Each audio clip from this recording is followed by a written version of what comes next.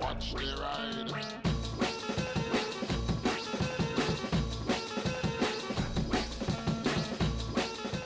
Hey everybody, hope you're all doing alright out there. So, Motorcycle Maintenance 2024, Episode 3. This is indeed the most generic titled motorcycle maintenance series on YouTube. We're continuing on with the Suzuki DRZ 400SM, well it's actually a 440. If you haven't seen the first two episodes, I strongly suggest you do that to get up to speed. So in this episode, the first thing we need to do is put the bearings back in the cushion linkage. I need to point out a massive thank you to Wimoto.com for supplying these parts and working with me on this build, supplying parts. Wimoto has worked with me in the past many times. They are a company that supply motorcycle parts and lubricants and all the things that you need to work on your bike, fix it, maintain it, etc, etc. Links in the description. Appreciate their help. Also note that for the first time ever, I have a 5% discount code, which is Spicy110. And I don't know the exact dates of that, so I'm going to put things on screen now because we haven't decided that, because I don't know how long it's going to take for me to make this episode. Also, if you haven't used their website for a while, they recently made an update to it, which has made it a lot easier to use, and it's also a lot faster loading than it used to be. As I haven't used it for a while, check it out. This bearings kit for the cushion linkage was actually sent to me by Wimoto when I did the last rebuild, the Restoration Z, where I completely broke the bike down to the frame and repainted it. If you haven't seen that series, you should also watch that series. Turns out I'd scavenged a bearing out of that kit, so I was missing one, so I asked Wimoto to resupply those, and they have. So, let's get these bearings back in here. Also, I'm not using the giant piece of all thread that I used last time. I know it was too big, it's all I could find. I've gone and bought the bits to make sure that I can do this easily. So let's get on with it. Pretty cold at the moment, it's only a few degrees. It's got a bit of a cold-ish snap going on, so I'm just going to warm this up a bit, not hot, with a hot air gun. It'll make it expand a tiny amount. It may make no difference, but it'll make my mind feel better that I've done everything I can. So I've heated up the main core of it, and that heat will soak out for a minute. It's aluminium, it's going to cool down quite quick. Just putting a tiny bit of multi-purpose grease on the inside of here to aid it. Also trying not to get covered in grease myself so I don't get it everywhere.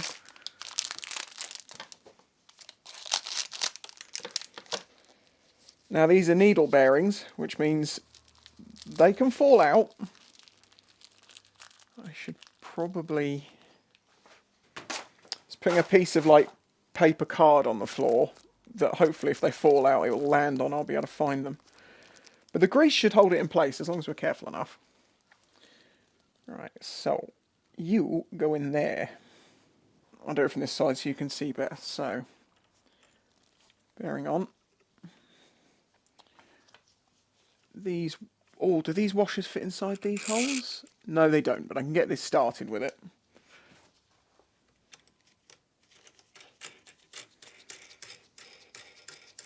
Okay, I'm as lined up as I can make it. Let's start doing this up.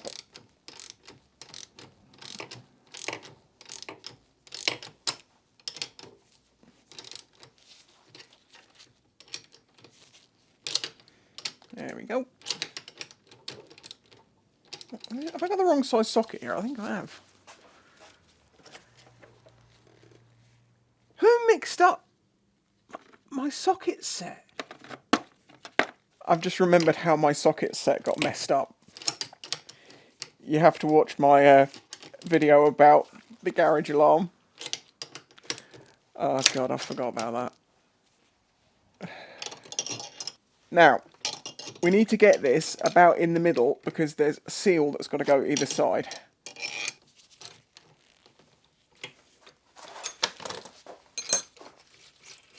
So you can see we've got the bearing right down to almost flat with the housing, but I can't get it any deeper using this washer because it's too big. I could make a smaller one, but what I could also do is take the old bearing and use that as a correctly sized spacer.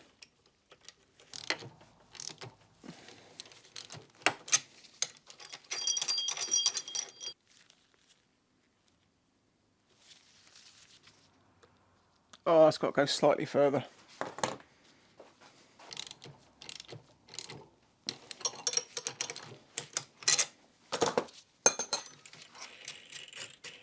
Obviously the bearings got slightly seated into it, so to get it out, if you take some of the needles out of the old one, you can then get an edge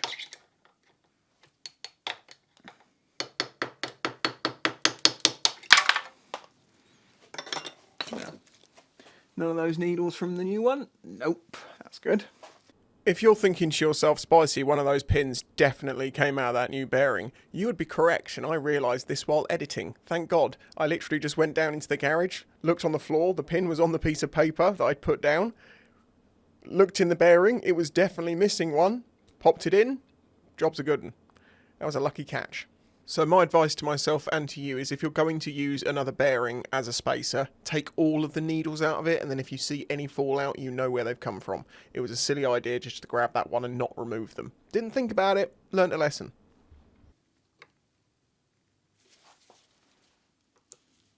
Perfect. Right slap bang in the middle.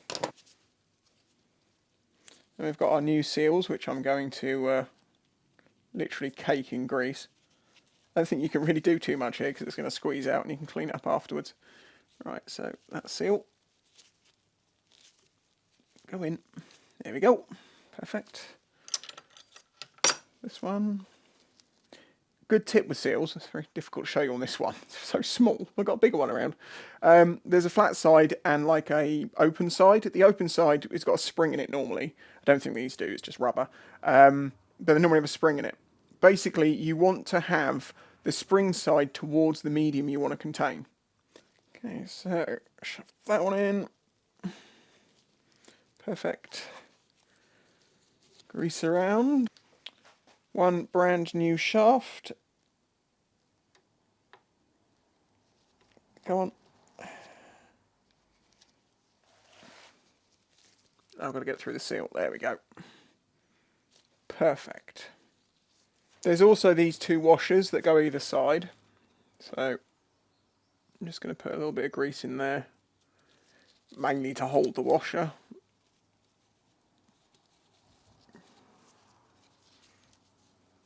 The new seals are holding that shaft, but I'm still going to put some tie wraps in just to hold everything together in place while I do the other ones.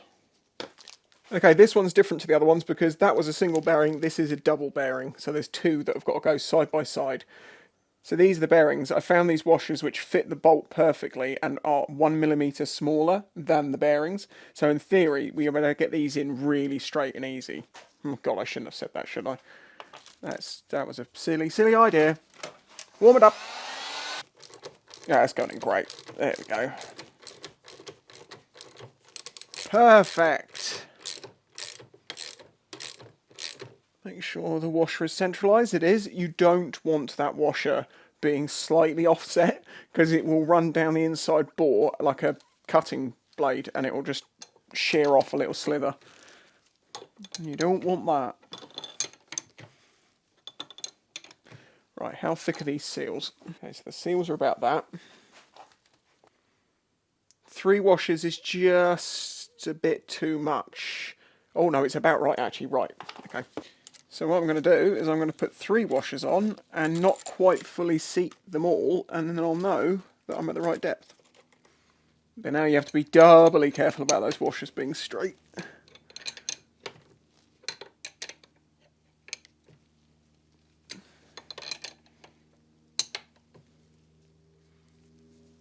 Almost. For luck.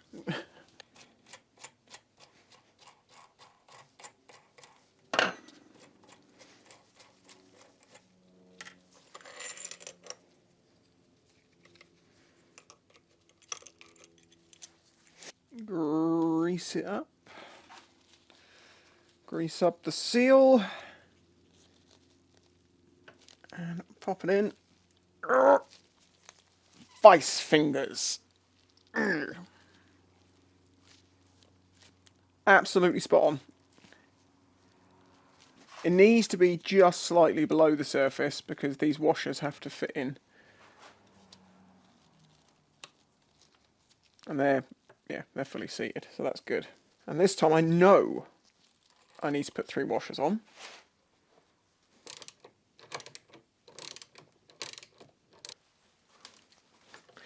It just got a little bit harder to get this bearing to go in, and I was concerned they were the wrong width and they were touching, but they're not.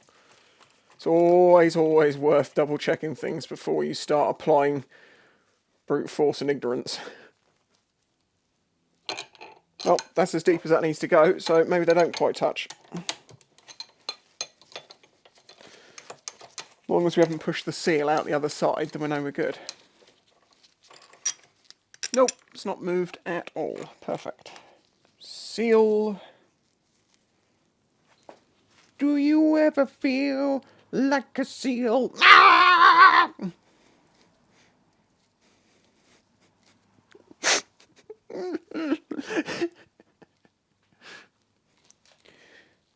There we go. Seal is in. Okay, so just lube up the hole. And there's only 2? Is that correct? I only took 4 out. It's just, it looks like you could fit 3 in there, but would you put 3 in there? No, probably not. And you've got a shaft anyway, that's the point. So, repeat that one. It's really handy that we know the depth that is 3 washers, because it makes this so much easier. I sure as didn't put the shaft in that. What an idiot. I'm going to do that now. As I say, the reason it's so important to put the shaft in is because it's going to retain all of the bearings needles. Look at that. Oh, yes. There we go. See, changing bearings is something that they'll charge you quite a lot of money for in a garage because it takes quite a long time to do. But it's not difficult. I mean, literally, this is a vise, a nut and a bolt.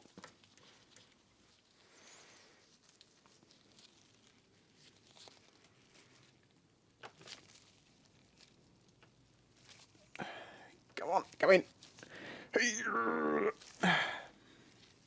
Yeah, cool.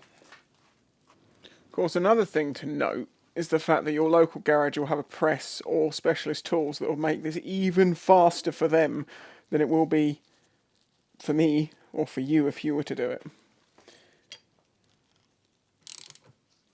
I've got to say, this is probably one of the most therapeutic jobs I've done on a bike for a while. This is just nice. The reason you want to make sure there is tons of grease in here is because it actually acts as a physical block from, you know, water, dirt and stuff from getting in. It's not there as such as a lubricant. I mean, in the actual working bearings, it's working as a lubricant, but on the outside, it's not. It's about sealing it. Obviously, as I've been packing grease, extra grease has got into the bearings. There we go. Well, that's a job that could have been a pain in the butt. Things could have gone wrong. But, no, perfect. Very happy. Yeah, they're very stiff. You can't really turn them by hand. They're designed to take a lot of load. There's a bearing in the kit. Oh, there are 2 bearings in the kit.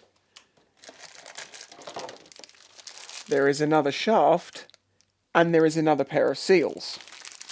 Underside of the swing arm, that's why there's an extra bearing in the kit. I forgot about you. So we've got to do the same thing we did with that one, but with this one laying on the floor. Fun times. Right, well, let's get this one done. First things first, get that out. Shaft. And I'm just going to double check it is the same length as the one we have. Yeah, that's fine. Right, come on, old bearings. Out you come. Right, that's the bearing just touched. I don't want to have to take the nut all the way off to take the one bearing off to get the other one out. It's close enough. I've got a bar. Where there's a bearing in the bottom of here and one at the top, you see it's not enough space to actually fully pull them out, so that's why I just knocked it out the last bit.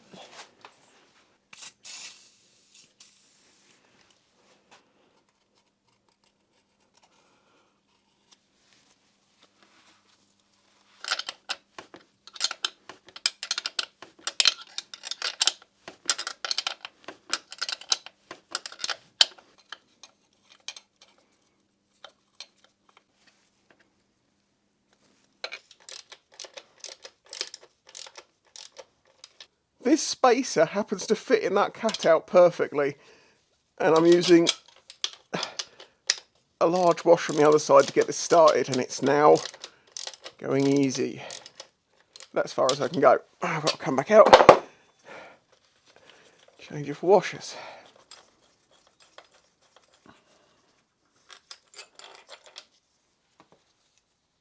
Right, well the bearings are in. I do not wish to speak of just how long that actually took, because it should not have taken that long. It's just where it is really awkward. Grease.